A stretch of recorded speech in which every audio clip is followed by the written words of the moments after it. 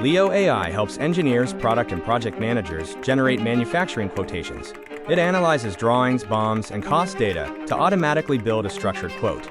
In this example, the user receives a new request for quotation from a returning customer for a modified version of a product the company has previously manufactured.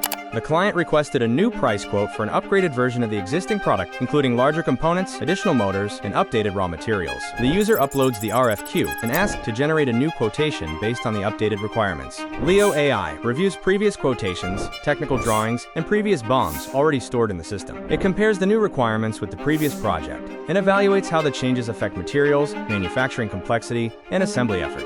Leo AI may also ask the user additional questions to refine the estimate. Based on the responses, Leo AI recalculates the parameters and generates updated recommendations for the quotation. Finally, Leo AI generates a complete quotation package, including a detailed specification, estimated costs, lead times, and a full bill of materials. The result is a complete and structured quotation, ready to send to the customer with speed, accuracy, and confidence.